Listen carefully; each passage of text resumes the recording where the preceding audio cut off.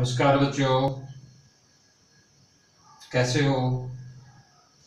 आइए आपको क्लासिफिकेशन जो नॉन वर्बल है,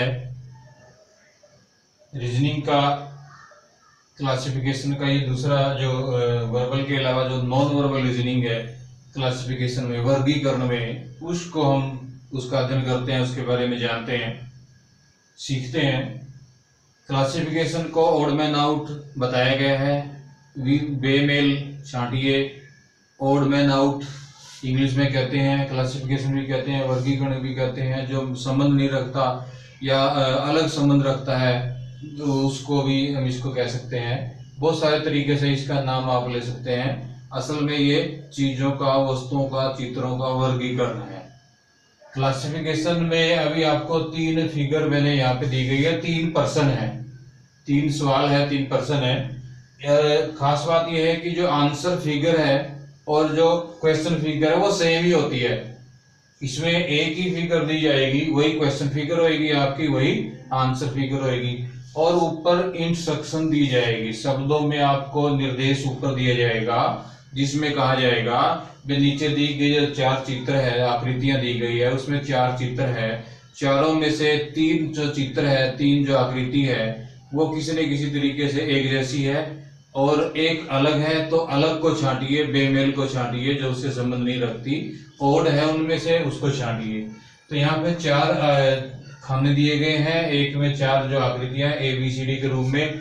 जो उत्तर होएगा वही आपका, मतलब बी अगर अलग है, 3 एक जैसी है, तो बी अगर अलग है तो बी आपका उत्तर हो सकता है।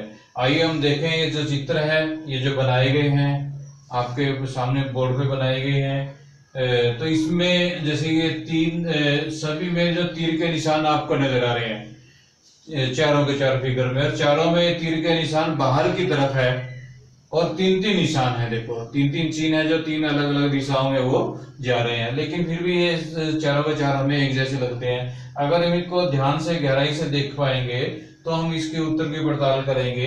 तो मैं समझ सकता हूं, जैसे इसको देखें, इसमें भी 90 डिग्री का कोण है, इसमें भी एक कोण 90 डिग्री का, इसमें भी एक कोण 90 डिग्री का, लेकिन इसमें कोण 90 डिग्री का नहीं है। ये 3 अलग अलग कोण है, इसमें कोई भी कोण एक समकोण नहीं है। इसलिए हम थोड़ा सा अंतर करके इसको कह सकते हैं कि ये बेमेल है। तो हमारा उत्तर डी है।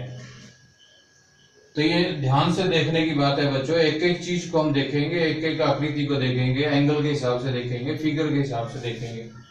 तो इसलिए पहले क्वेश्चन में, दूसरे क्वेश्चन में वही तीर के निशान अगर हम देखें, ये जो 4-4 तीर के निशान है, ये स्टैंड कर रहे हैं एक खाने में। जो 4 ही है, सभी में 4-4 है। सबसे पहले तो हम देखें, किसी में 3 अगर हो गए, बाकियों में अगर 4-4 है, एक में 3 है तो वो अलग हो जाएगा, या 5 है तो वो अलग हो जाएगा, लेकिन सभी में 4-4 है।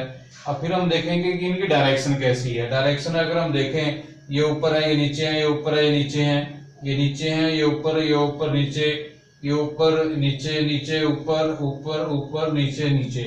मतलब कहीं ना कहीं जो चारों में से तीनों में जो बेमेल है, कभी ऊपर है कभी नीचे है, कुछ 2 ऊपर है 2 नीचे है, इस प्रकार की बात हो रही है। लेकिन इसमें भी 2 ऊपर है 2 नीचे है, लेकिन इसमें अल्टरनेट है भाई, एक ऊपर तो दूसरा नीचे, तीसरा ऊपर तो चौथा नीचे, एक करके एक। ये थोड़ा सा इनसे तीनों से डिफरेंट है, अलग है, भिन्न है।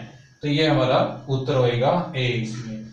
इसी तरीके से अगर तीसरे क्वेश्चन में जाएं, तो ये जो आकृतियां दी गई है 4, बड़ी सिंपल सी आकृतियां, ये सभी बच्चे आप जानते हैं, सभी क्लासों में आप पढ़ लेते हैं अब तक। तो इस सभी चीजों का आप जान जाएंगे। ये त्रिभुज है, ये चतुर्भुज है, ये वृत्त है और ये पंचभुज है। तो ये हम देख पाएंगे, और ध्यान से देखें तो हमारा उत्तर यहाँ पे सी बनता है। सी क्यों बनता है? ये जो सरल रेखाओं से बनी आकृति है और ये जो वक्र रेखा से बनी आकृति है, तो ये वृत्त है, ये गोलाकार है, इसमें कोई भी सीधी लाइन नहीं है। तो ये जो वर्गीकरण है, ये एक छोटा सा जो क्लासिफिकेशन का एक छोटा सा टॉपिक है। वैसे तो इसमें बहुत सारी आकृतियां हम बना सकते हैं, बहुत सारे पर्सनों को यहाँ पे चित्रित कर सकते हैं, बड़ा टाइम लगता है। फिर भी आपको बताने के लिए, कंसेप्ट को क्लियर करने के लिए, जो ये नॉन वर्बल क्लासिफिकेशन है, वर्गीकरण है, तो ये चित्रों में पूछा जाएगा। क्योंकि ये नॉन वर्बल है इसलिए चित्रों में पूछा जाएगा। इससे पहले वीडियो में आपने देखा होगा, जो वर्बल है वो अंकों में, अक्षरों में, शब्दों में पूछा जाता है। इसमें शब्दों का, अंकों का, अक्षरों का कोई यूज नहीं होता, वो सिर्फ निर्देश देने में यूज होता है, इसलिए इसको अशाब्दिक हम कह सकते हैं, नॉन वर्बल कहते हैं। तो ये वर्गीकरण का टॉपिक था। मैं समझता हूँ कि आपने क्लासिफिकेशन को अच्छे से समझ लिया होगा। इसकी प्रैक्टिस जितनी ज्यादा आप कर पाएंगे, जितनी ज्यादा आकृतियों को आप देखेंगे, बार बार इनका अभ्यास करेंगे, तो तभी आपकी ये अच्छी और मतलब अच्छी समझ बनेगी इसमें, और आपको अच्छा ज्ञान आएगा। इसी के साथ आपका आज के लिए धन्यवाद। Thank you.